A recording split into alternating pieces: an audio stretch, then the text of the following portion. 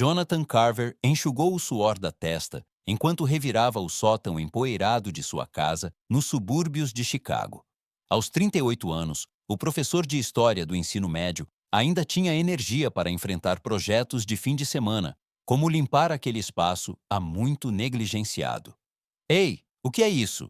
Ele murmurou para si mesmo, puxando um álbum de couro desgastado de trás de uma pilha de revistas antigas.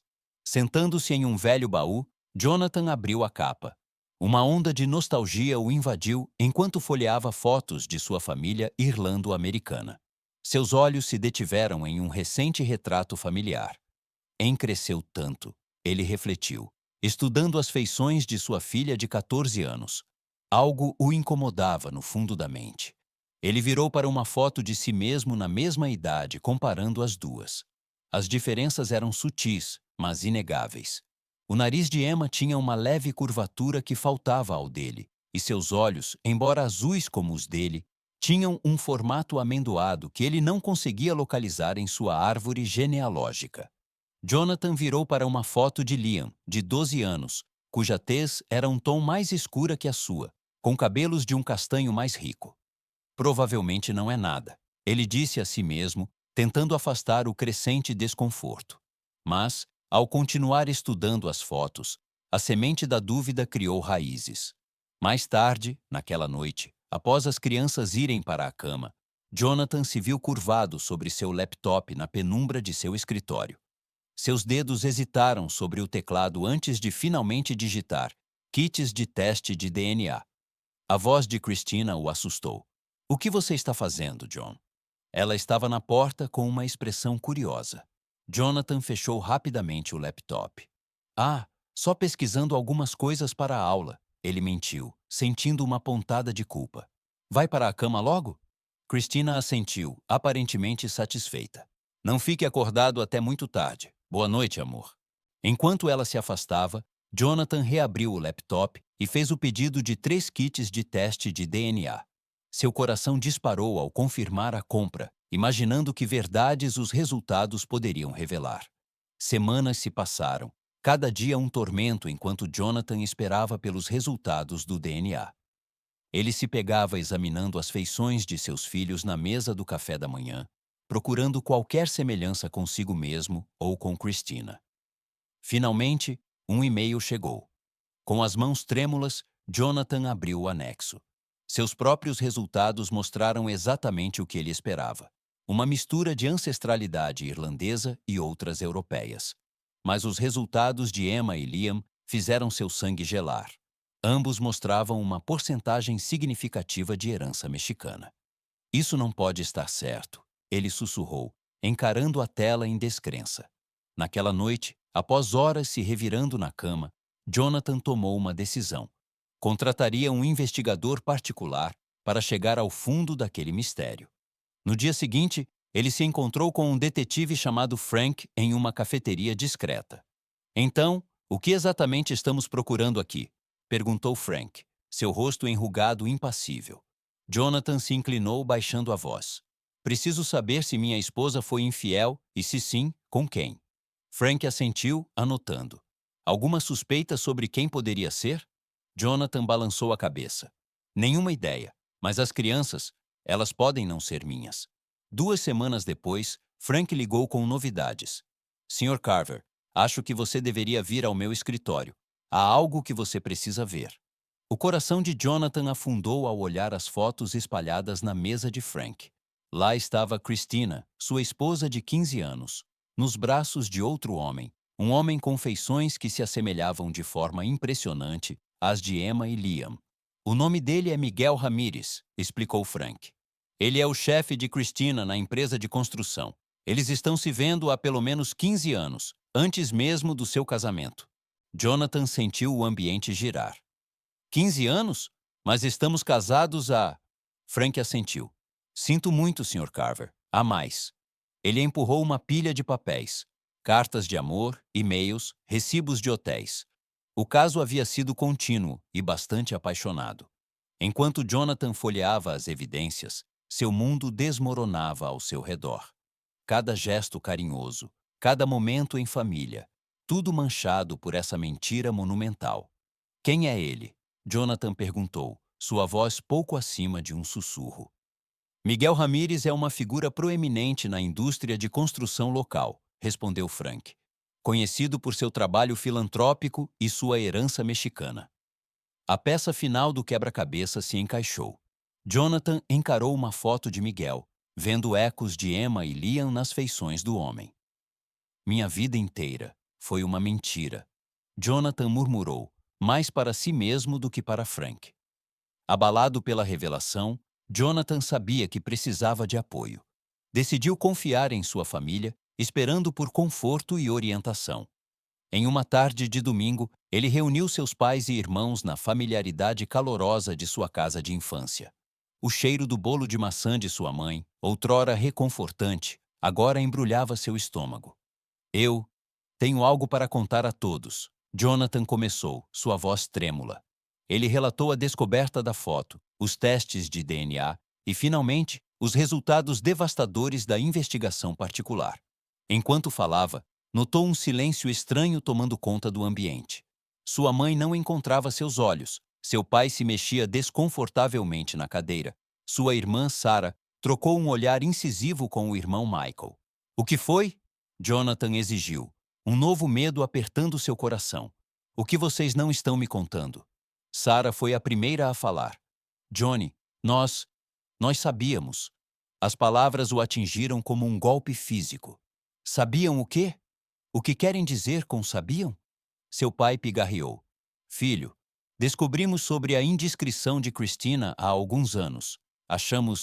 Bem, achamos melhor não te contar. A voz de Jonathan subiu. Incredulidade e raiva lutando por dominância. Melhor não me contar? Vocês me deixaram viver uma mentira. Me deixaram criar filhos que não são meus, pensando que eram.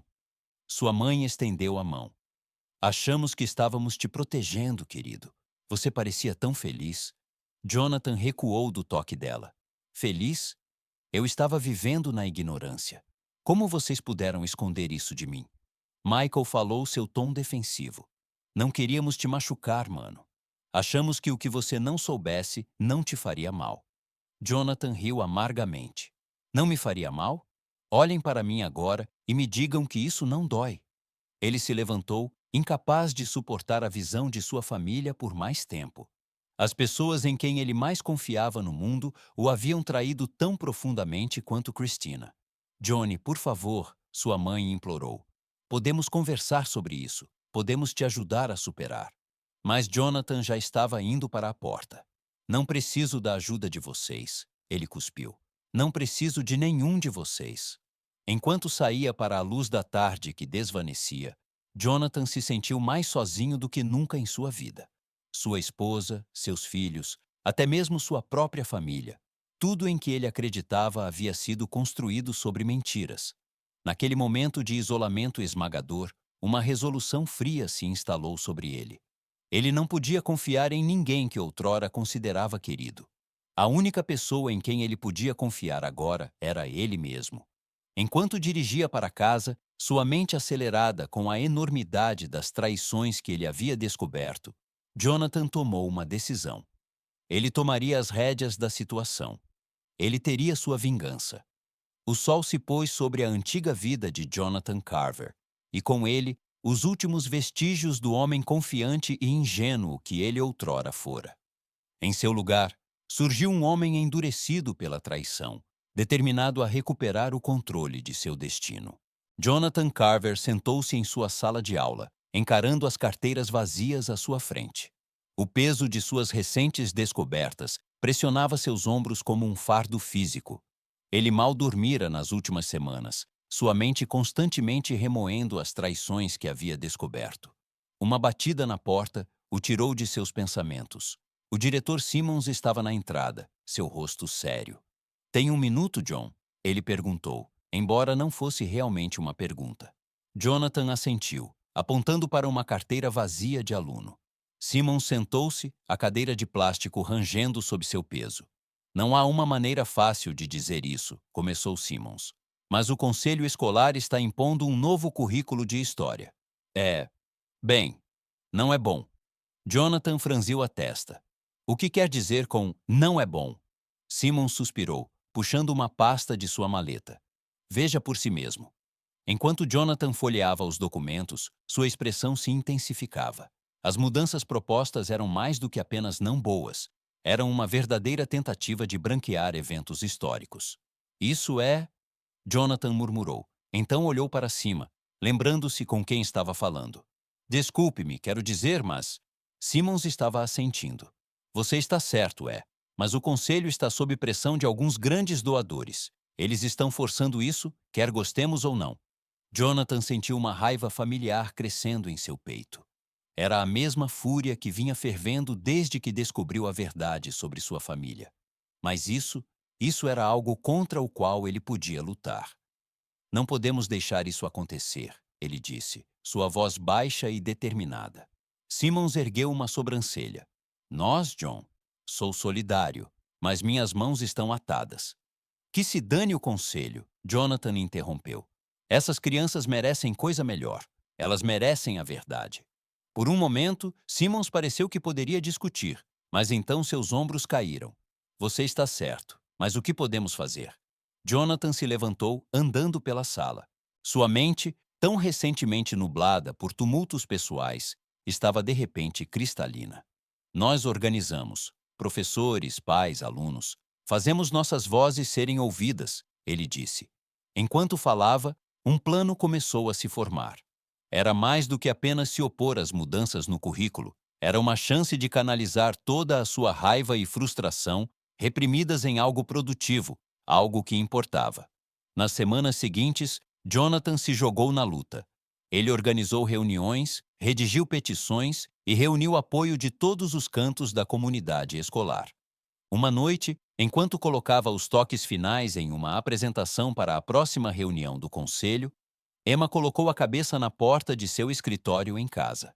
Pai, ela disse hesitantemente, posso falar com você? Jonathan olhou para cima, a culpa o invadindo. Ele estava tão focado na batalha pelo currículo que mal falara com seus filhos. Claro, querida. O que foi? Emma sentou-se na beirada de sua mesa, os pés balançando nervosamente. Está tudo bem? Você tem estado diferente ultimamente. O coração de Jonathan se apertou. Ele queria contar tudo a ela, sobre seu verdadeiro pai, sobre as mentiras, sobre a dor. Mas olhando para seu rosto preocupado, ele não conseguiu se forçar a destruir seu mundo. Desculpe-me, Anne, ele disse suavemente. É só que está acontecendo muita coisa na escola, mas prometo que tudo vai ficar bem. Emma assentiu, não totalmente convencida. É por isso que a mamãe tem chorado à noite? A pergunta atingiu Jonathan como um soco no estômago. Ele estava tão envolvido em sua própria dor e em sua cruzada na escola, que nem notara o sofrimento de Christina. Eu não sabia que ela estava chorando, ele admitiu. Emma deu de ombros. Ela tenta esconder, mas eu a ouço às vezes. Jonathan puxou sua filha para um abraço, sua mente acelerada. Ele estava negligenciando sua família, perdendo-se nessa batalha externa. Mas isso não era apenas outra forma de fugir? Vou falar com ela, ele prometeu a Emma. E me desculpe por estar tão distraído. Que tal uma noite de jogos em família amanhã? O rosto de Emma se iluminou. Sério? Podemos jogar Monopoly? Jonathan riu, o som estranho aos seus próprios ouvidos. Claro, pequena. Monopoly será. Enquanto Emma saía saltitando da sala, Jonathan voltou-se para seu computador. A luta contra as mudanças no currículo era importante, mas sua família também era. Mesmo que essa família não fosse o que ele sempre acreditara ser, ele precisava encontrar um equilíbrio. E ele precisava decidir o que fazer com a verdade que agora carregava. Conforme as semanas passavam, Jonathan se viu vivendo uma vida dupla. De dia, ele era o professor apaixonado, reunindo apoio contra as mudanças no currículo. À noite, era um homem consumido por pensamentos de vingança. Uma noite, após colocar as crianças na cama, ele sentou-se em seu escritório, cercado por registros financeiros e documentos legais. O investigador particular, Frank, havia fornecido mais do que apenas evidências do caso. Ele descobrira irregularidades financeiras na empresa de construção de Miguel, possível fraude fiscal que poderia derrubar toda a operação. Os dedos de Jonathan pairaram sobre o teclado. Com apenas alguns cliques, ele poderia enviar uma denúncia anônima ao IRS. Seria o primeiro dominó em uma reação em cadeia que poderia destruir a vida de Miguel. Mas era isso que ele realmente queria? Uma batida suave interrompeu seus pensamentos. Christina estava na porta, seu rosto uma máscara de preocupação. John, podemos conversar? Ele assentiu, rapidamente minimizando as janelas na tela do computador. Christina sentou-se na beirada de sua mesa, os olhos vermelhos de tanto chorar. Estou preocupada com você, ela disse suavemente. Você tem estado tão distante ultimamente. É por minha causa? Jonathan sentiu uma onda de riso amargo subir à garganta. Se ela soubesse? Não, ele mentiu, a palavra com gosto de cinzas em sua boca. É só essa coisa com o conselho escolar. Está tomando muito do meu tempo. Christina assentiu, mas seus olhos diziam que ela não acreditava totalmente nele. Sinto sua falta, ela sussurrou, estendendo a mão para tocar a dele. Por um momento, Jonathan quase cedeu, quase contou tudo o que sabia, tudo o que sentia. Mas então lembrou-se das fotos que Frank lhe mostrara, das cartas de amor, dos 15 anos de mentiras. Ele puxou a mão. Desculpe-me, ele disse sem encontrar seus olhos. Eu só preciso de um tempo. O rosto de Christina desmoronou, mas ela assentiu. Enquanto saía da sala, Jonathan voltou-se para seu computador. No dia seguinte, ele se encontrou com um advogado de divórcio, conhecido por suas táticas agressivas e alta taxa de sucesso. Então, Sr. Carver, disse o advogado, recostando-se em sua cadeira de couro luxuosa. Com o que exatamente estamos lidando aqui? Jonathan expôs toda a história sórdida. O caso, a paternidade de seus filhos, a traição de sua família. Os olhos do advogado brilharam com interesse predatório. Oh, isso é bom, ele disse, esfregando as mãos. Vamos tirar tudo o que ela tem. Mas Jonathan balançou a cabeça. Não, ele disse firmemente. Não quero machucar as crianças. Só quero justiça. O advogado assentiu, mas Jonathan podia ver a decepção em seus olhos. Tudo bem, vamos fazer do seu jeito. Mas confie em mim. Em casos como este, é melhor atacar forte e rápido. Enquanto Jonathan saía do escritório, sentia uma mistura de alívio e apreensão. As engrenagens estavam em movimento agora. Não havia como voltar atrás.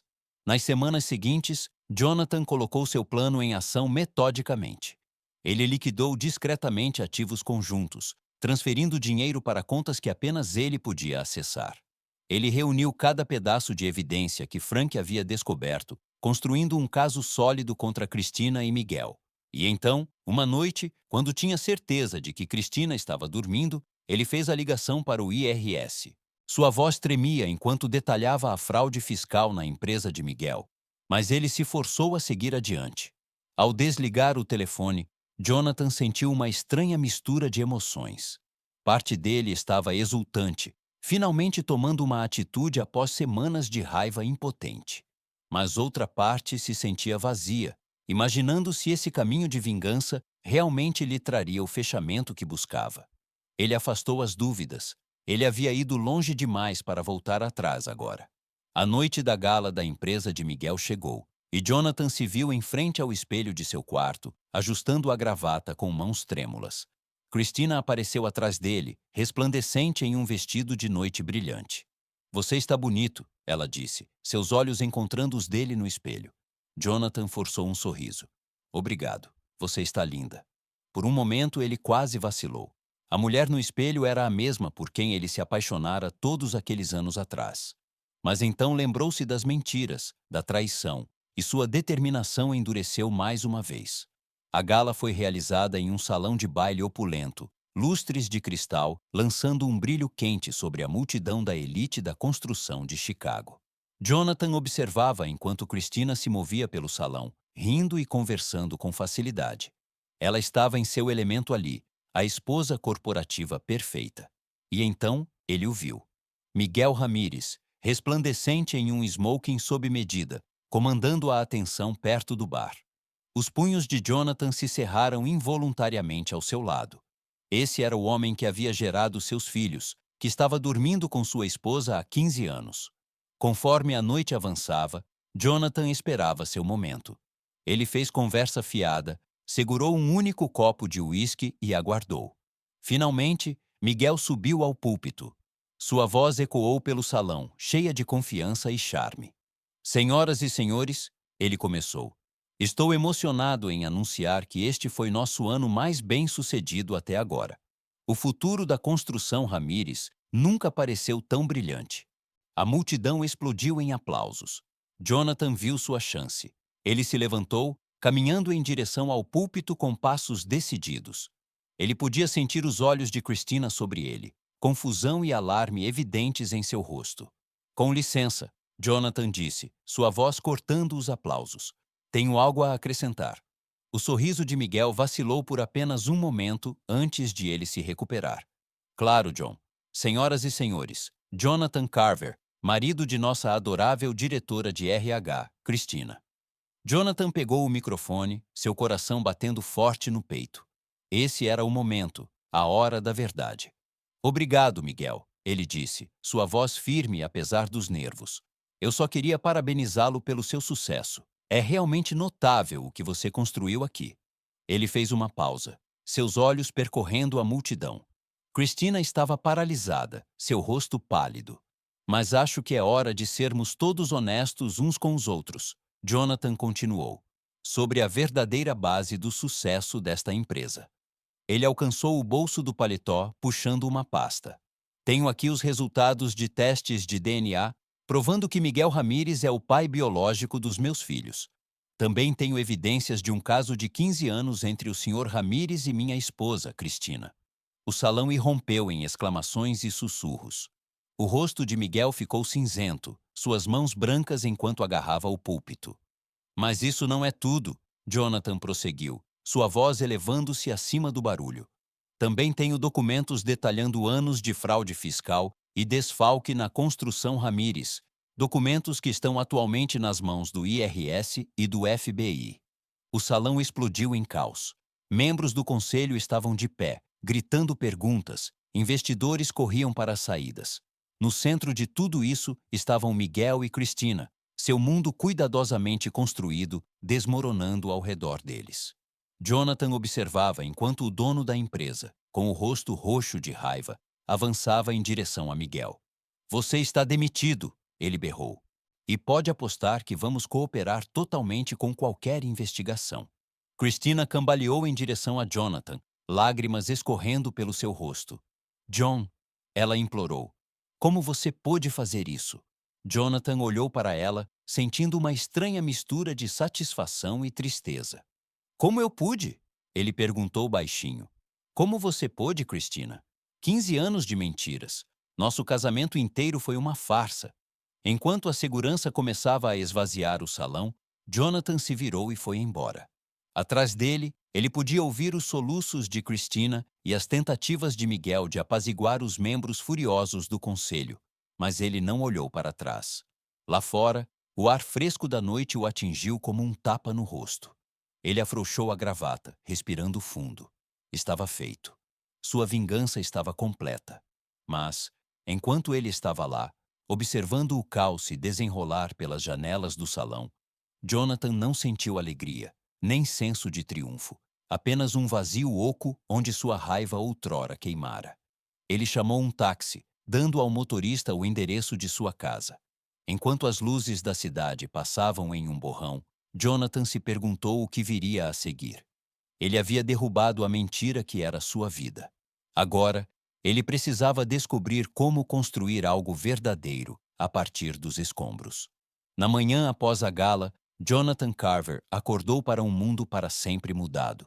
O sabor da vitória era amargo em sua boca, misturado com o sabor acre da raiva gasta e da traição persistente. Ele ficou deitado na cama, encarando o teto, imaginando se o vazio em seu peito algum dia seria preenchido novamente. Seu telefone vibrava incessantemente. A notícia do confronto da noite anterior havia se espalhado como fogo pelos círculos empresariais e sociais de Chicago.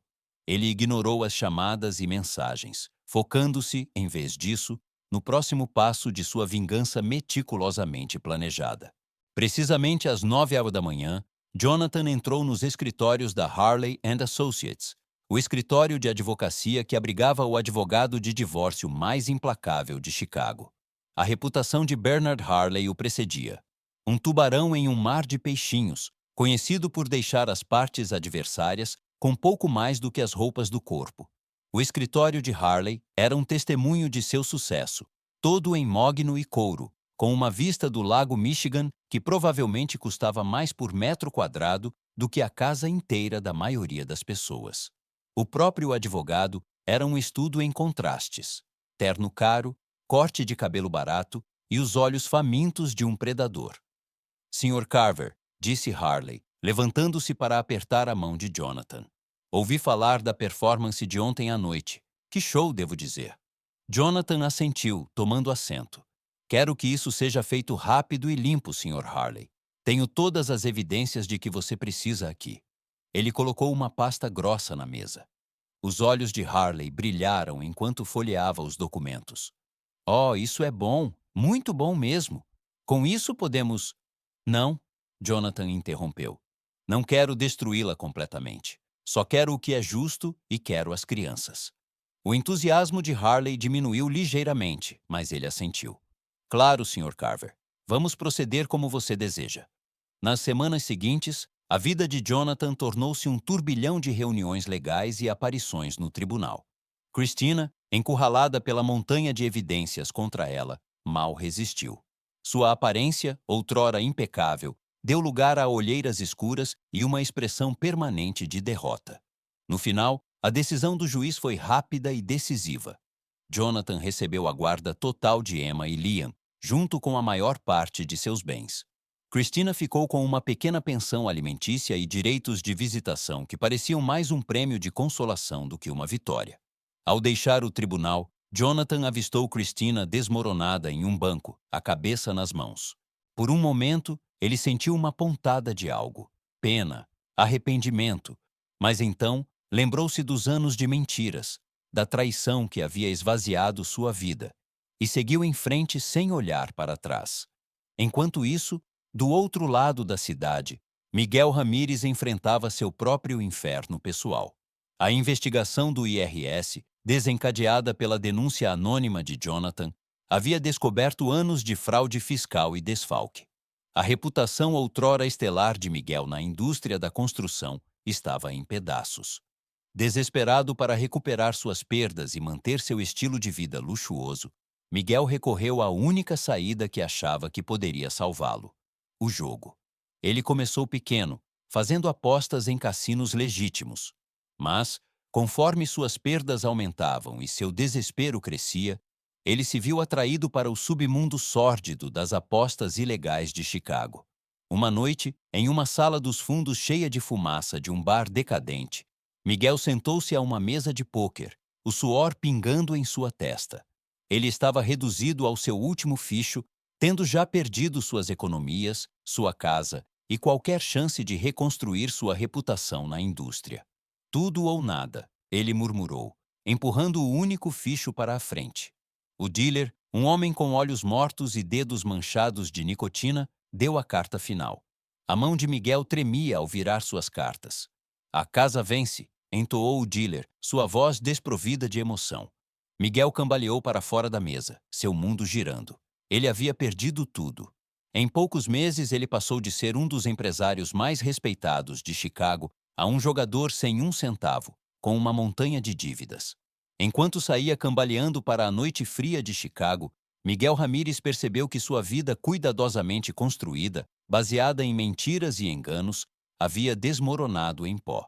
E em algum lugar do outro lado da cidade, Jonathan Carver dormia profundamente pela primeira vez em meses, sua vingança completa. As placas de à venda destacavam-se fortemente contra o gramado bem cuidado da casa da família Carver. Jonathan observava da entrada, enquanto o corretor de imóveis as martelava no lugar, cada golpe do malho, outro prego no caixão de sua antiga vida. Pai, a voz de Emma o tirou de seu devaneio. Vamos realmente embora?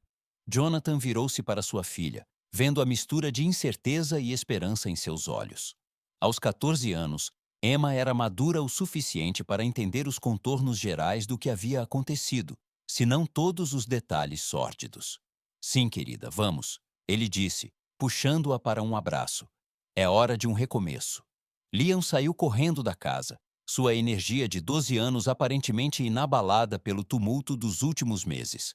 Eu quero o assento da frente no caminhão de mudança, ele gritou, correndo por eles em direção à entrada. Jonathan não pôde evitar sorrir. Apesar de tudo, as mentiras, a traição, o espetáculo público do divórcio, seus filhos haviam mostrado uma resiliência que continuamente o surpreendia.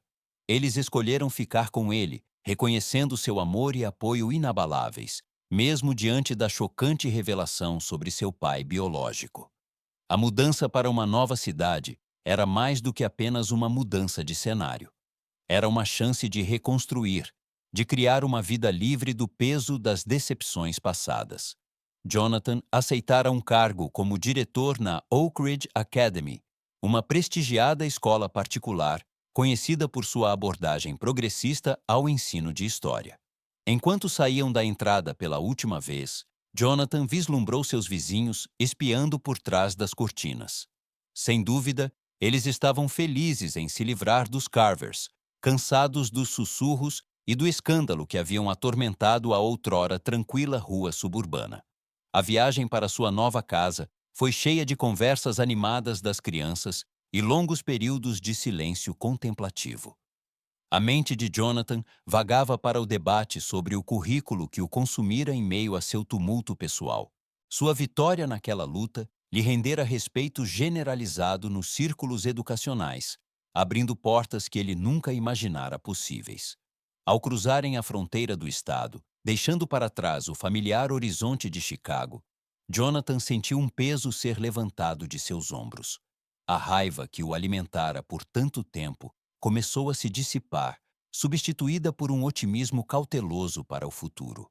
Sua nova casa era menor que a antiga, mas de alguma forma mais brilhante. Janelas grandes deixavam entrar fluxos de luz solar, iluminando quartos que pareciam conter a promessa de novos começos. Enquanto Emma e Liam corriam pela casa, reivindicando quartos e discutindo sobre espaço no armário, Jonathan ficou na sala de estar vazia, absorvendo tudo. As primeiras semanas em sua nova cidade foram um turbilhão de desembalagem, preparações para a escola e apresentações à comunidade. Jonathan se jogou em seu novo papel na Oak Ridge Academy, determinado a causar um impacto positivo na vida de seus alunos. Foi durante esse tempo que Jonathan percebeu que precisava fazer mais do que apenas seguir em frente. Ele precisava se curar.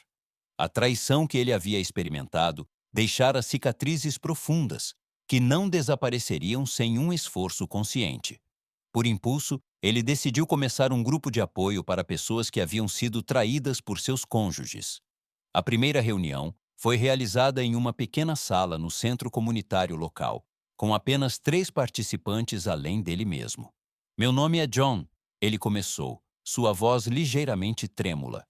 E estou aqui porque minha esposa de 15 anos teve um caso com seu chefe. Um caso que resultou nos 2 filhos que eu pensava serem meus. Enquanto falava, Jonathan sentiu um peso sendo levantado de seu peito. O simples ato de compartilhar sua história, de falar sua verdade para outros que entendiam, era catártico de uma maneira que ele não havia previsto. Semana após semana, o grupo cresceu. Pessoas de todas as esferas da vida, unidas pelo fio comum da traição, encontraram consolo e força nas histórias umas das outras. Jonathan descobriu um senso de propósito em ajudar outros a navegar pelas águas turbulentas da confiança quebrada e relacionamentos despedaçados. Foi em uma dessas reuniões que Jonathan conheceu Alexandra. Ela sentava-se silenciosamente no fundo da sala, seus cabelos escuros emoldurando um rosto que falava de força e vulnerabilidade. Quando ela finalmente falou, sua história de traição e resiliência ressoou profundamente com Jonathan. Após a reunião, eles se encontraram conversando, a conversa fluindo facilmente entre eles. Alexandra descobriu-se, também era educadora, uma professora de história em uma escola secundária próxima. Ouvi coisas ótimas sobre o que você está fazendo na Oak Ridge, ela disse. um brilho de admiração em seus olhos. Sua abordagem para ensinar história é inspiradora. Jonathan sentiu um calor se espalhar por seu peito, uma sensação que não experimentava há muito tempo. Obrigado, ele disse, significando isso. Foi um desafio, mas um desafio gratificante. Conforme as semanas se transformaram em meses, a amizade de Jonathan e Alexandra se aprofundou. Eles se desafiavam intelectualmente, compartilhando ideias sobre educação e vida. Ela o inspirava a ultrapassar limites, a pensar além dos métodos convencionais de ensino. Uma noite, enquanto caminhavam por um parque local após uma discussão particularmente intensa sobre o papel da educação na justiça social, Jonathan percebeu que algo havia mudado. O vazio em seu peito, aquele que ele carregava há tanto tempo, havia sido preenchido com algo novo, algo esperançoso. Ele virou-se para Alexandra, vendo a mesma percepção refletida em seus olhos. Lentamente, com cautela, eles se inclinaram um para o outro. Seu primeiro beijo foi gentil, hesitante, uma promessa de algo genuíno e honesto. Ao se afastarem, Jonathan sentiu uma mistura de excitação e medo. Eu não sei se estou pronto para isso, ele admitiu. Alexandra apertou sua mão. Tudo bem, ela disse suavemente. Temos tempo. E pela primeira vez em anos, Jonathan Carver olhou para o futuro com genuína esperança. 5 anos se passaram em um borrão de eventos escolares, jantares em família e noites tranquilas com Alexandra. A vida de Jonathan havia se estabilizado em um ritmo que ele nunca imaginara possível após seu divórcio. Emma, agora com 19 anos, estava prosperando em seu primeiro ano de faculdade. Liam, com 17 anos, era capitão do time de debate de sua escola secundária. Sua inteligência rápida e paixão por justiça, uma constante fonte de orgulho para Jonathan. Era uma manhã fresca de outono quando a ligação chegou. Jonathan estava em seu escritório na Oak Ridge Academy, revisando candidaturas para uma nova vaga de professor de história, quando seu telefone tocou. O número era um que ele reconhecia, mas algo o compeliu a atender. Alô, John. É Rebecca, a irmã de Christina. Jonathan sentiu seu estômago revirar. Ele não tinha notícias de ninguém da família de Christina desde o divórcio. Rebecca, o que houve? Houve uma pausa cheia de estática de palavras não ditas, então. É a Christina. Ela se foi, John. Faleceu ontem à noite. O mundo pareceu inclinar-se em seu eixo. Jonathan agarrou a borda de sua mesa, seus dedos ficando brancos. O que aconteceu? Foi o coração dela. A voz de Rebecca falhou. Uma condição não diagnosticada. Ela foi enquanto dormia. Enquanto Rebecca continuava a falar, preenchendo os detalhes sobre arranjos funerários e questões legais, Jonathan se sentiu estranhamente desapegado. Ele não sentia alegria na morte de Christina, mas também não sentia a tristeza esmagadora que poderia ter esperado. Era como se estivesse ouvindo sobre o falecimento de uma conhecida distante, não da mulher que ele outrora jurara amar por toda a vida. Mas foram as próximas palavras de Rebecca que realmente o chocaram. John, há mais uma coisa que você deveria saber, ela disse, sua voz pesada com uma mistura de culpa e tristeza. Christina, ela tem lutado nesses últimos anos. Após o divórcio, após tudo o que aconteceu com Miguel, ela não conseguiu encontrar trabalho em sua área. O escândalo, você sabe. Jonathan ouviu em silêncio atônito, enquanto Rebecca pintava um quadro dos últimos anos de Christina. Incapaz de conseguir um emprego em recursos humanos ou qualquer ambiente corporativo, ela fora reduzida a trabalhar como faxineira em uma faculdade comunitária local. Ela vivia em um pequeno apartamento decadente, mal conseguindo sobreviver. E Miguel? Jonathan se viu perguntando, embora não tivesse certeza de por que se importava.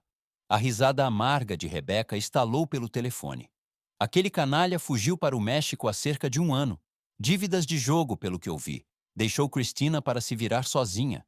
Quando a ligação terminou, Jonathan sentou-se em seu escritório, o silêncio pressionando ao seu redor. A vida que ele construíra nos últimos 5 anos, de repente parecia frágil, como se os fantasmas de seu passado pudessem alcançá-lo e despedaçá-la a qualquer momento. Naquela noite, ele reuniu Emma e Liam na sala de estar. Alexandra sentou-se por perto, um pilar silencioso de apoio. Filhos, Jonathan começou, sua voz firme apesar do tumulto em seu coração.